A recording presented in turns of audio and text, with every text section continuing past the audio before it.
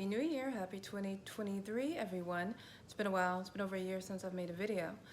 Lots happened in the year, this year, in the world, in this country, in probably all of our individual lives, as it is typical. And I do think that, I can feel the energy that things are getting more intense all around, with weather, with politics, with pop culture, and the like. And my last video was pop culture related, and this one is going to kind of be related to pop culture and what's happening right now, which is kind of taking over the headlines, the docuseries with Meghan Markle and Prince Harry, and then his book that's about to come out. So I wanted to talk about that and how it relates to what my last video with Will and Chris and Jada, and what I kind of think the theme of what my life is, and what I think some of my videos have been about, which is about vulnerability, compassion, courage, shame, putting yourself out there for the masses to either reject you or accept you. And what I know to be true is you will be attacked, you will be ridiculed and criticized if you put yourself out there, or as Brene Brown would say, put yourself in the arena. If you're in the arena, there are critics who are going to attack you. It is inevitable. And I have learned in my life that's inevitable. And I think in my 30s, and now that I'm in my 40s,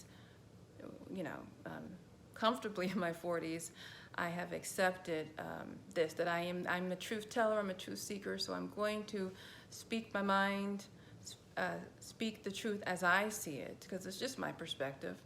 Offer my opinions, sometimes unsolicited, and in the workplace, in families, and with friends. And you have to absolutely be intentional and be conscious and mindful of who you share with, how you share, because you can do more harm than good if you're sharing with the wrong people at the wrong times and possibly the wrong information.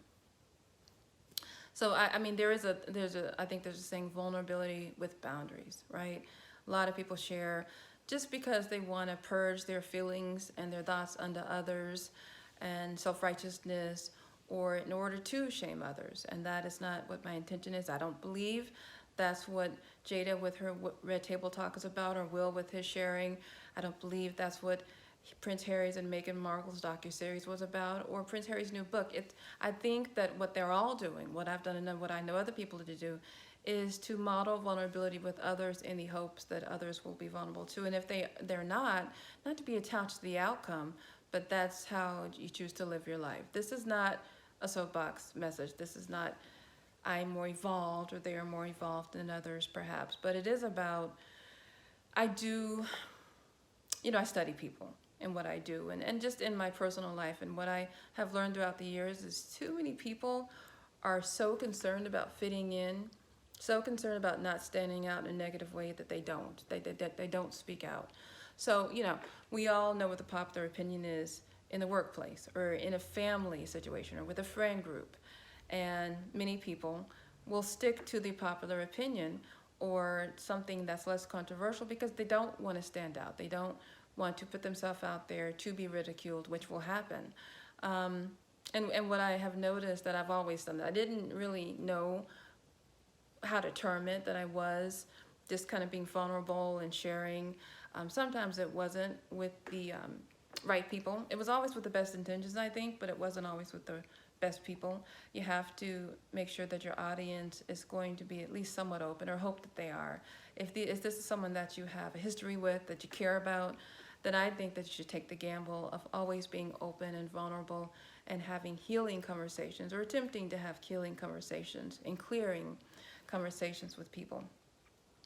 And so when I think about what Prince Harry's doing with this new book, and he's putting it all out there, I think in his family, and in a lot of families, it's about, let's keep everything hidden, let's deal with it behind closed doors, or not at all. Some things don't need to be addressed. Some things you deal with privately, or you seek outside help. But if an issue affects the entire family or different parts of the family, then absolutely it needs discussed. If there's an issue in the work that is affecting different people, then it needs to be brought to the light and resolved. Every conversation, all these healing conversations and connecting moments, or vulnerability attempts, is about clearing conflict, because I also know to be true that in all relationships there will be conflict, misunderstandings, confusion, hurt feelings, anger.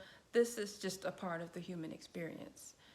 We are all going to be hurt by someone. We are all going to have misunderstandings or be misunderstood or misunderstand them.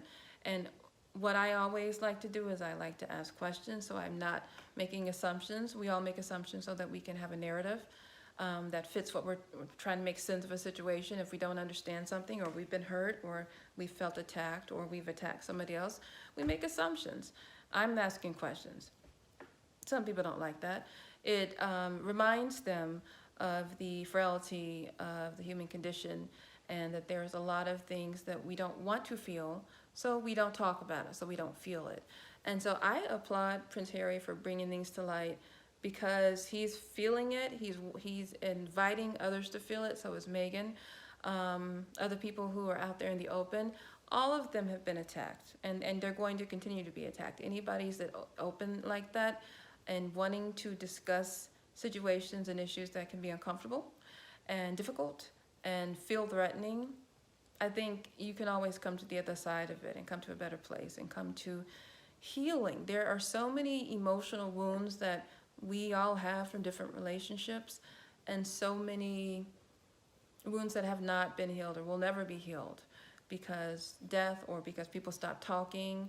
It doesn't have to be that way. There's always opportunities and invitations if people are willing to have the courage to go there. It's not easy. I say this, that the most painful situations in my life have been because I've been inviting others to join me in uncomfortable conversations. My intentions are good. I want us to resolve and get to a better place, so I'm vulnerable, I'm sharing. And then what happens? I'm attacked because either consciously or unconsciously the other person is very uncomfortable with me wanting to resolve something, me bringing up feelings in them that they don't want to address or even identify. So then they attack. In my 20s and in my 30s, I had a hard time with that. Now I know that I'm not going to change who I am for other people, but I can't be attached to their outcome. I need to make sure that I'm living with compassion for others and that we are all the best that we can be. And so if there are people in my life that are not able to have those conversations and it's just too much for them, I give them grace, and I may have to love them from afar. You know, not everybody has to be in your inner circle.